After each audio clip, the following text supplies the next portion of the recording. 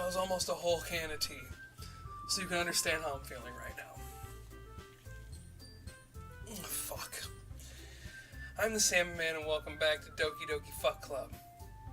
Now in the last episode, this bitch just broke the fourth wall twice. We were warned, and I was literally forced to save my game. Not buy the game, but I really feel like I needed to do that, or... I don't know. But that's foreshadowing if I've ever fucking seen it, so... Hold on. Good. If I have something extra planned today, so if everyone could come sit at the front of the room. Is this about the festival? Well, sort of. Do we really have to do something for the festival? It's not like we can put together anything good in just a few days. We'll just end up embarrassing ourselves instead of getting any new members. It's a concern of mine as well. I don't really do well with last-minute preparations. Don't worry so much, but we're going to keep it simple, okay? We won't need much more than a few decorations. Siori has been working on posters, and I've designed some pamphlets we can give out during the event. Okay, that's great and all, but that doesn't tell us what we're actually going to be doing for the event. Sorry, I thought you heard about it already. We're going to be performing.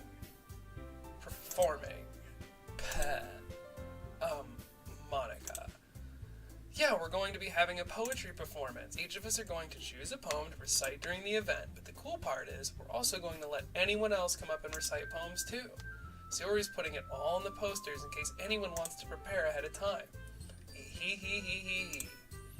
Siori, who's been coloring a poster, holds it up for us to see. Are you kidding me, Monica? You didn't already start putting those posters up, did you? I did. Do you really think it's that bad of an idea? Well, no, it's not a bad idea, but I didn't sign up for this, you know. There's no way I'm going to be performing in front of a group of people like that. I agree with Natsuki. I could never in my life do something like that. Imagining it, Yuri shakes her head in fear. Guys, no, Sayori, I understand where they're coming from. Remember that Natsuki and Yuri have never shared their poems with anyone until just a couple days ago. It's a lot to ask for them to recite their poems out loud to a whole room full of people. I guess I kind of overlooked that, so I'm sorry. But I still think we should give it our best. We're the only ones responsible for the fate of this club. If we start the event and each put on a good performance, then it will inspire others to do the same. And the more people who perform, the better we'll be able to show everyone what literature is all about. Yeah! It's about expressing your feelings, being intimate with yourself, finding new horizons, and having fun. That's right! And it's those reasons that we're all in the club today. Don't you want to share that with others, to inspire them to find the same feelings that brought you in here in the first place? I know you do. I know we all do. And if all it takes is standing in front of the room and reciting a poem for 2 minutes, then I know you can do it. Natsuki and Yuri remain silent. Sayori looks worried. I guess that leaves me no choice. I agree. I don't think it's too much to ask. I think that Sayori and Monica may have been trying really hard to get new members. The least we can do is help them out a little bit. Well, maybe, but it looks like Natsuki doesn't have any arguments left. Okay, fine. I guess I'll just have to get it over with. Alright. Phew. Thanks, Natsuki. What about you, Yuri? Yuri dejectedly glances around at everyone else's expectant faces. Sigh. Guess I don't really have a choice. That's everyone. You're the best, Yuri. This club is seriously going to be the death of me. Oh gosh. It'll be fine, Yuri. But anyway, let's move on to the main event. I want each of you to choose a poem of yours. We're going to practice reciting them in front of each other. No way. Monica, this is too sudden. Well, if you can't recite your poem in front of the club, how do you expect to do it in front of strangers? Oh no. Don't worry. I'll start off to help everyone feel a little more comfortable. Can I go next? Of fucking course you can. You thick bitch.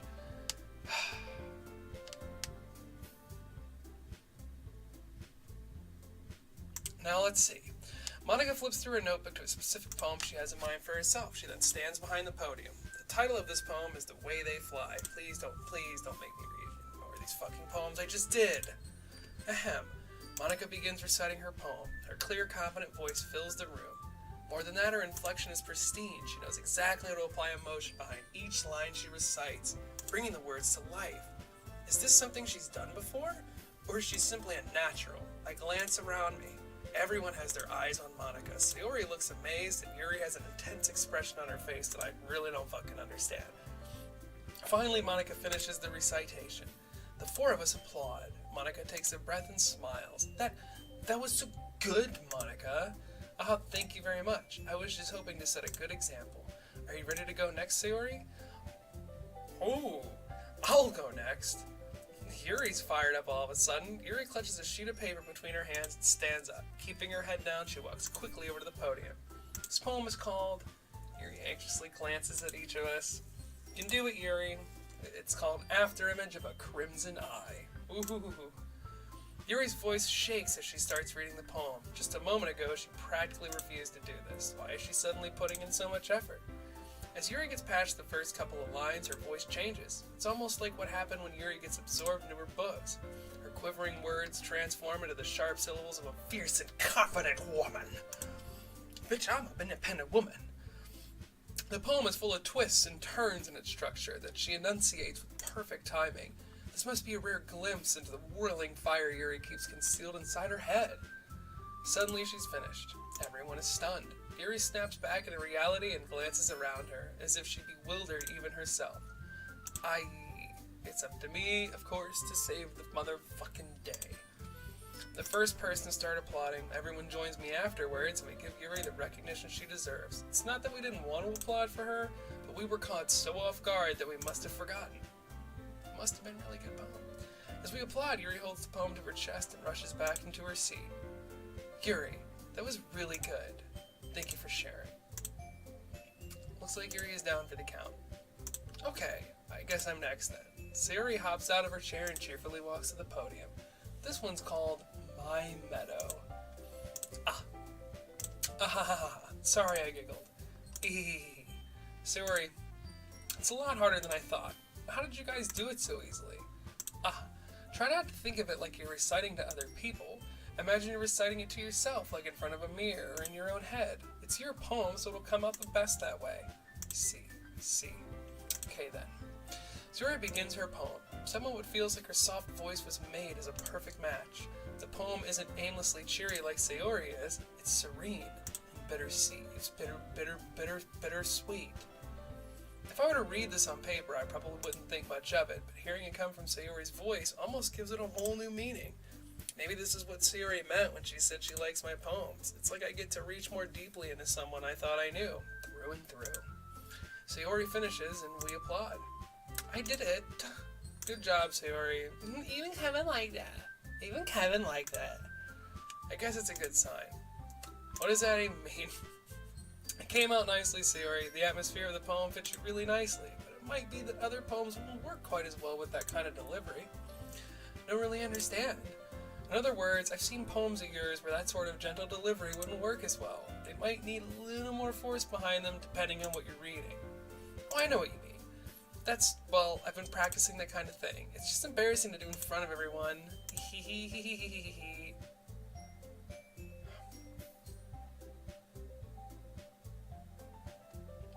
Then next time I'm going to make you pick a poem that challenges you a little more. We don't have much time before the festival, you know. Okay.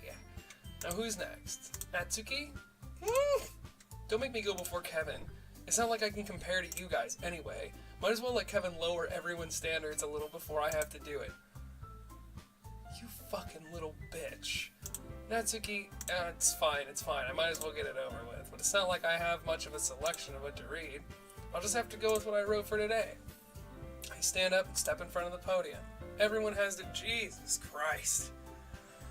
Everyone has their eyes on me, making me feel terribly awkward.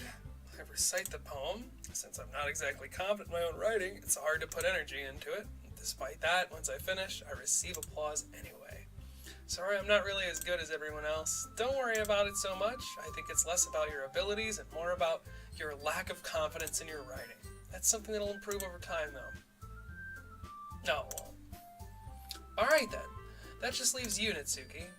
Yeah, I'm going. Natsuki begrudgingly gets out of her seat and makes her way to the podium. poem is called, Why Are You All Looking at Me? Because You're Presenting. Anyway, the poem is called Jump.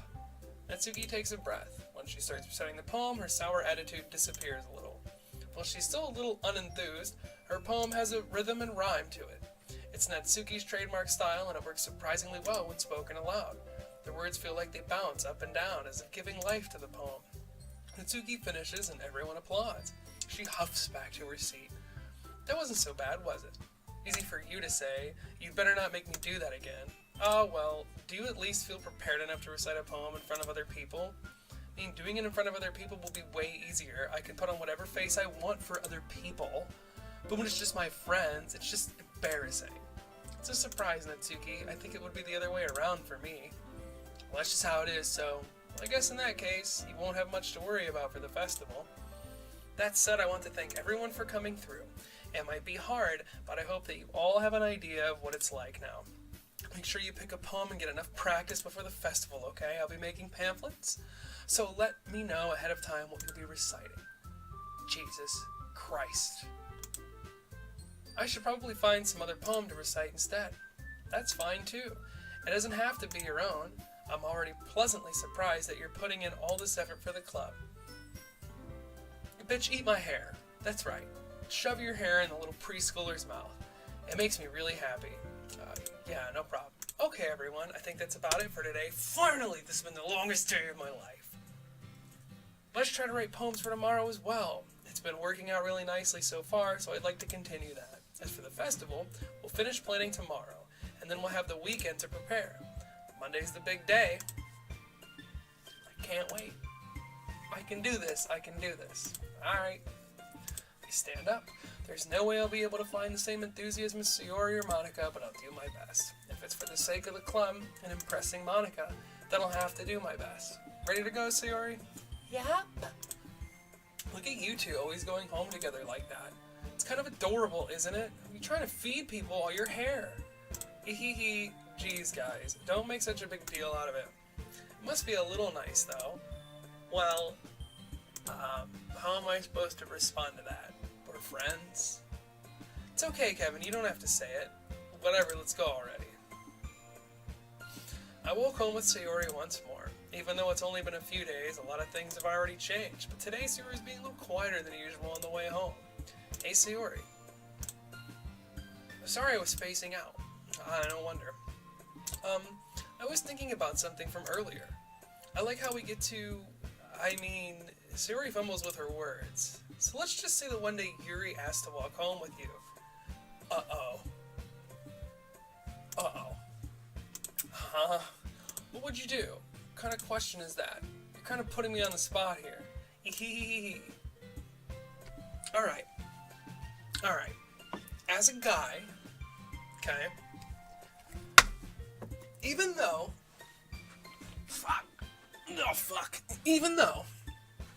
we're trying to fuck Yuri, okay, we don't want to say this shit to our best friend yet, okay? Well, let's just say this. This girl seems... I don't know. She seems like she's probably into me. Should I tell her the truth? We'll go with the most basic guy rule. Yuri's not here. She is. So why pick the girl that's not here and get into trouble when I can stay out of trouble? Sayori, you really think I would ditch you for Yuri? But she's so beautiful and smart. Christ, I already see her in the club every day. Besides, you always seem to really like going home together. You live right next to me, too. Like, what kind of sense does it honestly make? I wouldn't just ruin that for you. You're so silly, Kevin. You think about me too much sometimes. Yuri would deserve it if she wanted it, so... Whoa. Sayori, I've already made up my mind. I really can't figure you out sometimes. Sorry. Besides, what's the point in speculating something that's never going to happen? The conversation trails off. It's kind of a weird thing for Sayori to care so much about, but I want to respect her and keep her happy too. Which, yeah, it's true. Then again, the festival's only a couple days away. Who knows what will happen in that time?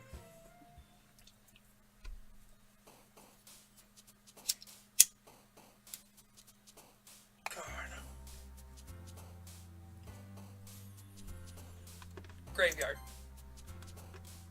I'm getting pretty good at this. Contamination. Philosophy. Disaster. Not death. Not death. Judgment. Insight.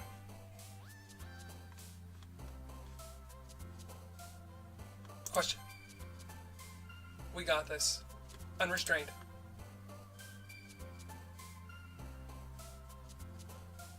Desire.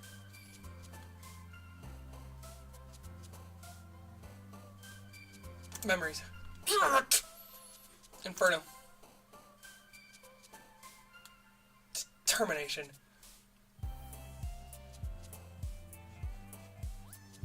Incongruent. Afterimage. Agonizing. Defeat. God damn it! Captive, captive, captive. Yep, captive works. Anxiety, of course. Intellectual. Yes. Yes. Frightening. Dude, we got that bitch on lock now. I mean, I'm the last one here again. Don't worry, I just walked into. Were you practicing piano again? Yeah. You must have a lot of determination starting this club and now picking a piano? Well, maybe not determination, but I guess passion. Remember that the club wouldn't be here if it wasn't for all of you. And I'm super happy that you're all willing to help out for the festival too. I can't wait for the festival. It's gonna be great. Eh? Were you complaining about it just yesterday, Natsuki? Well, yeah, I'm not talking about our part in the festival, but it's a whole day of school where we get to play and eat all kinds of delicious food. Play? She's a fucking preschooler, dude. She has one tooth that I just noticed.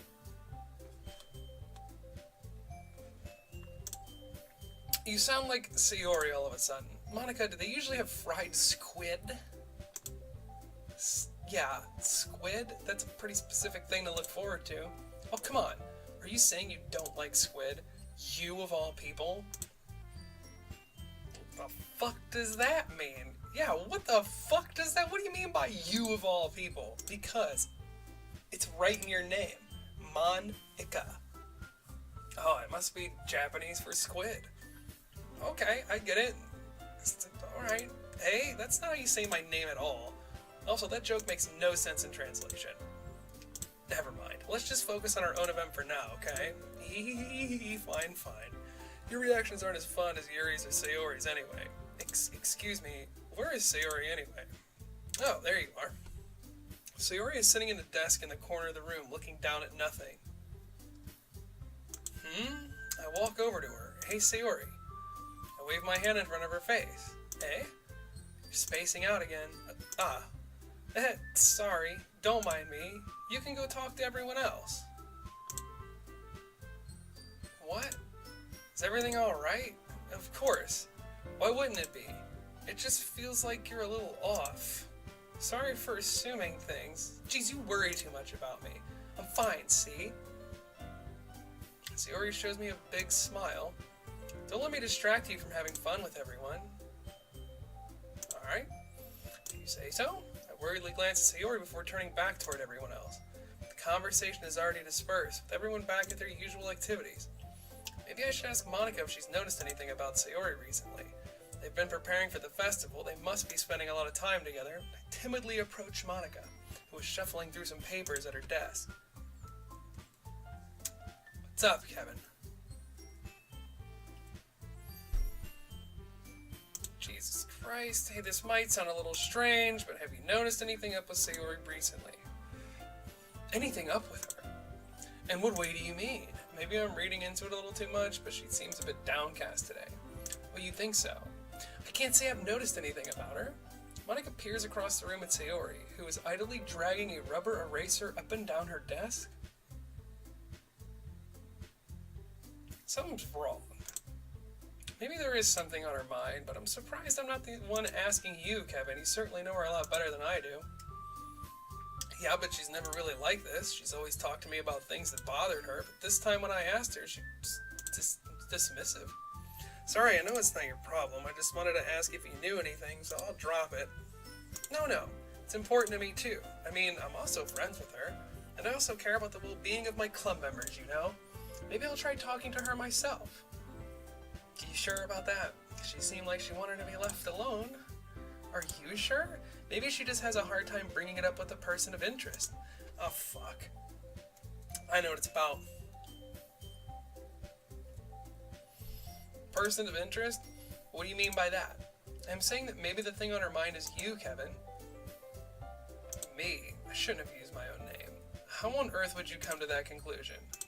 Well, I probably shouldn't say too much, but Sayori talks about you more than anything else, you know? She's been much happier ever since you've joined the club. It's like an extra light was turned on inside of her. I said that about Yuri. No way. Sayori is always like that. She's always been full of sunshine. It's not any different now than it always has been. But she scares me every time she does it. I don't know why. You're so funny, Kevin. Have you thought that maybe you've always seen her as so cheerful because that's just how she is when she's around you? I said too much. I'm sorry, what do I know anyway? I didn't mean to jump to conclusions, so you should just forget about what I said. My video game Sixth Sense is going off. I'll try to talk to her, so try not to think about it for now. Alright. Monica smiles meaningfully. I know she said to forget about it, but I already know that I won't be able to get her words out of my head. Monica stands up from her desk and walks across the room where Sayori is sitting. I watch her kneel down next to Sayori and gently talk to her. But she's keeping her voice so quiet that I can't hear it from here. I sigh. I sit myself down. I know Sayori told me not to worry about her and to have fun with everyone else, but that's impossible to do when she's behaving like this. Exactly how much do I care about her? Uh-oh. Is my character realizing something here? I'm letting this weigh me down so much? Now it feels like I'm the one behaving out of the ordinary, but there's nothing I can do besides wait for Monica. Why does it feel like I'm being watched? I glance around the room. It's Bae. Suddenly I notice Yuri peering at me from over her book. Now I'm starting to kind of feel bad. But she looks away just as quickly with a flustered look on her face. I realize that she won't get anywhere like this. I've never really seen Yuri approach anyone or start a conversation of her own accord, so I have no choice but to approach her myself. By now it's a little easier for me to do that. I stand up from my desk and sit in the one next to her own. I didn't mean to bother you or anything. Relax, you didn't even do anything. But I could tell that you wanted to be alone with your thoughts. Alone with my thoughts? How were you even able to tell that I was thinking like that? Well, it's something that I do a lot, so it wasn't hard for me to spot based on your posture and expression. Not that I was staring or anything. Yeah, you were. I didn't do anything creepy like that. Yeah, you were. In any case, I guess you were right. I'm sorry if I caused you any concern. Don't apologize. Your troubles are only the concern of those who are willing to share in that concern. Of course, there are certainly those who find the most comfort in keeping to themselves. But if you prefer to share with what's on your mind, then I would be glad to listen. It's really not that big of a deal. Actually, it is. I'm kind of worried about the girl over there. I'd be worried about my best friend if she's acting like a fucking freak suddenly, like day and night difference. I'm just feeling a bit uneasy about Sayori. Okay. Sayori? Yeah, she seems a little off today, but when I asked her about it, she didn't want to admit it to me. So I can't help but wonder if something happened to her. Oh, it's quite romantic. Yeah, that is what it is. Sorry, I didn't mean to say something stupid. It's not like that, I just didn't want you to misunderstand. Sayori and I have just been friends for a long time, that's all. Ah, I see. Then perhaps it is unusual for her to be dismissive to you about her feelings. I guess. Or maybe I'm just reading into it a little too much. Kevin, the world is full of meaning, often hidden deep beneath plain sight, and there are many untold mysteries behind every person, no matter how well you may know them. Ah, so you think that there might be something behind it after all? I think that Sayori is a very complex person. Her mannerisms on the outside don't always match what she might be going on inside of her head, and she may not always know what she wants. I noticed her strange behavior today too, and I also feel some concern for her. But in your case, it looked like she was fully occupying your thoughts, wasn't she? Yeah, honestly, it kinda is. I guess that was the case. Sayori, she really means a lot to you, doesn't she? guess. But you don't need to put it that way. We're just good friends, that's all. Gary suddenly looks deeply into my eyes. Her expression is gentle and curious, as if she was searching for something. Embarrassed, I avert my gaze. Sometimes, a person's mysteries are untold even to themselves, and you, as someone honest and caring, may uncover feelings you weren't aware were in you. That is, I think that she would be a very fortunate person to have you feel that way about her. A lot of foreshadowing here. Here you're giving me too much credit. I'm a pretty simple guy, so I think I'm pretty good at understanding my own feelings. I'm not nearly as sophisticated as you.